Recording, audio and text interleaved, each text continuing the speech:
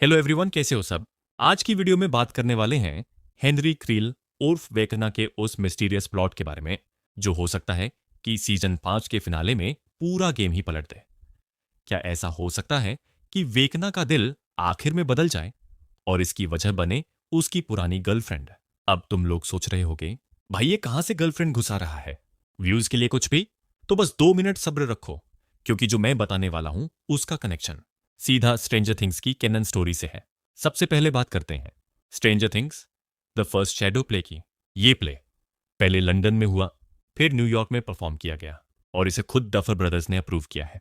मतलब ये कोई रैंडम फैन फिक्शन नहीं है।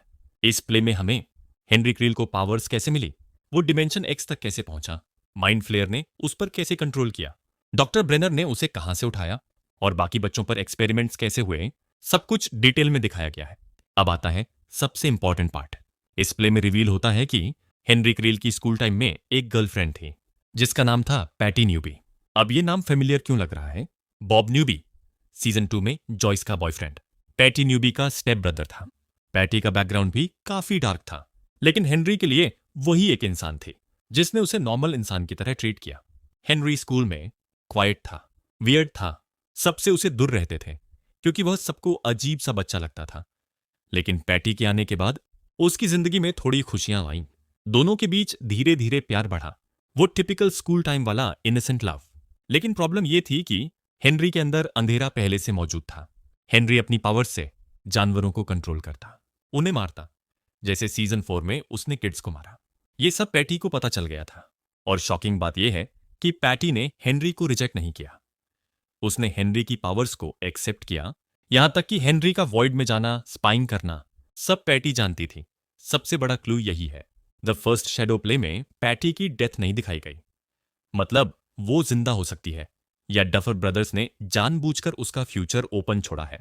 और यही वजह है कि सीजन 5 में उसका रिटर्न पॉसिबल लगता है। सीजन 4 में जब मैक्स 1951 की मेमोरीज में जाती है, स्कूल टाइमलाइन दिखाया जाता है।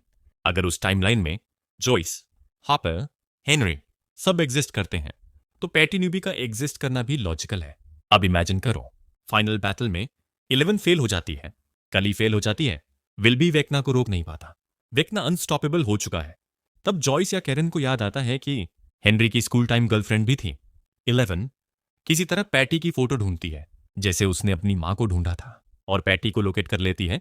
फिनिल में पैटी वेकना के सामने खड़ी होती है और कहती है, हेनरी तुम ऐसा नहीं हो, ये तुम नहीं है, ये तुम्हारे अंदर का मॉन्स्टर बोल रहा है। यहीं से Henry versus Mind Flayer conflict शुरू होता है। अब फोकस शिफ्ट होता है माइंड फ्लेयर पर। न्यूयॉर्क फर्स्ट शैडो प्ले में माइंड फ्लेयर को फिर से हाईलाइट किया गया है।